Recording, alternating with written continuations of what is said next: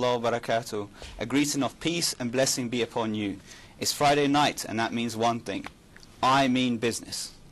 And like always, I Mean Business is a show for you, for budding entrepreneurs, for people that are self-employed, people who are thinking of starting their own business, or that you might have a business already, and you just want to increase your sales, or just get some insight into successful people.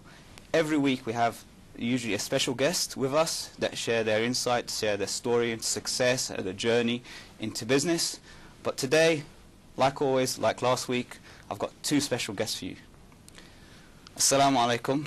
Alaikum salam. Yep. We've got Lucky Singh. You're lucky and you sing. Is that correct? I'm definitely lucky. I can also sing. You was here last week and you was right. talking about your organization, UNB. That's correct, yes. Okay. So we kind of like covered the you side of your business, which is like the personal side for your clients. And today you was going to tell us a bit more about the business side. That's correct, yes. Okay. But before we get touch on that, I'll introduce my second guest, Ahmed Ibrahim.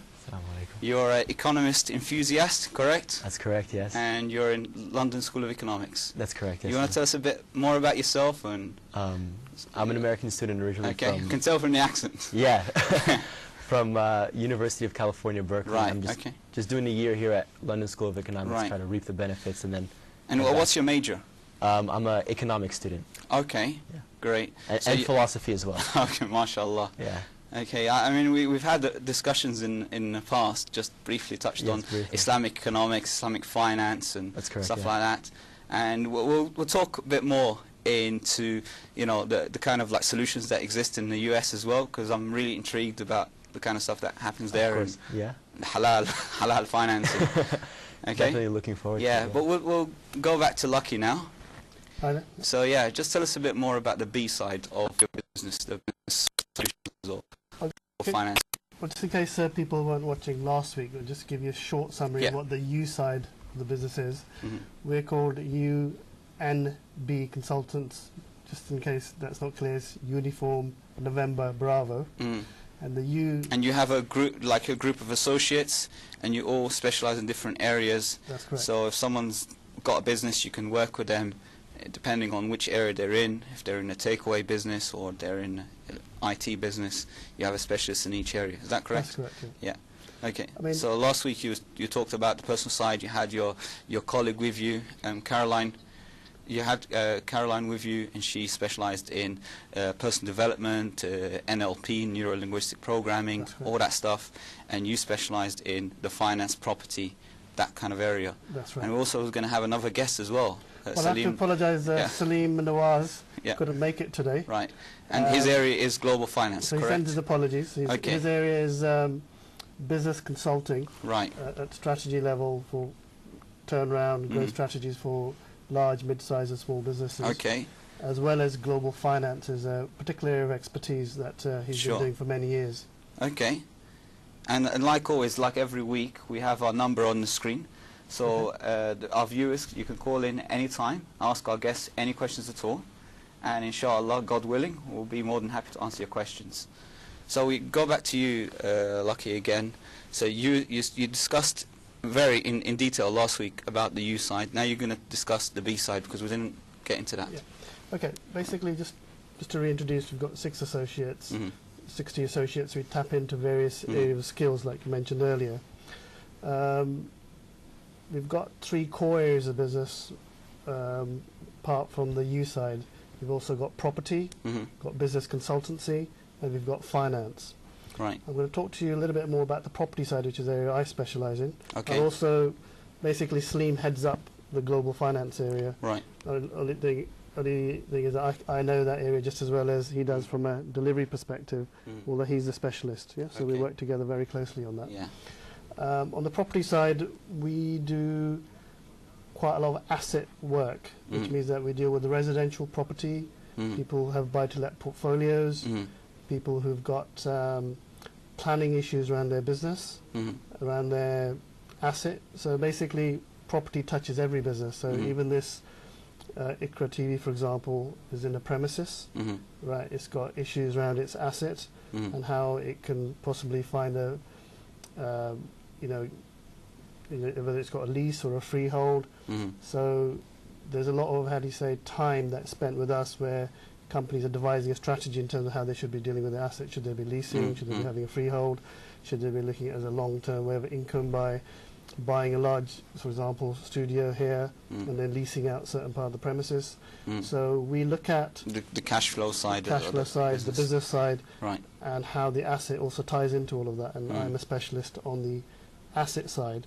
So I suppose what we normally say to clients, if there's, in terms of property, we deal with every aspect of property that you can consider, whether it's hotels, land, commercial property. Right. And we can go in from a trading business perspective. Right. And we can also go in from a pure asset perspective where somebody just wants to buy assets and grow their portfolio. So Lucky, we'll just take a caller, maybe a caller or two, and we'll see how we go from there. Assalamu alaikum, caller. Assalamu alaikum. Walaikum salam, brother. How are you, brother? Okay? Is that Brother Imran? Assalamu alaikum. Yes. I heard that you're Imran. Where are you calling from? Where are you calling from, Brother Imran? That's it. Assalamu alaikum, Brother Imran. Can you reduce the TV volume? Sure, brother, sure. Okay. Can you hear me okay now? Yes, I can, brother. Okay, so what's your question, Brother Imran? Well, brother, the thing is, I've heard a lot of people online are making serious amounts of money. They're making 50,000, you know, 100,000 pounds a year. So I want you to tell me if that's halal. Is that halal, and is it possible? Is that your question? That's right.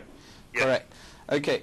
There are people making a lot of these money. Okay. First of all, to make it halal, you have to be selling something. You have to be selling a product or a service. Am I correct, Brother Ibrahim? Yeah, exactly. I'm not the expert. So you have to be selling a product or service to make it halal. You can't, and a lot of these people, they just have a page and it's got a list of adverts on it for nothing, but they're not offering any particular value to the end user.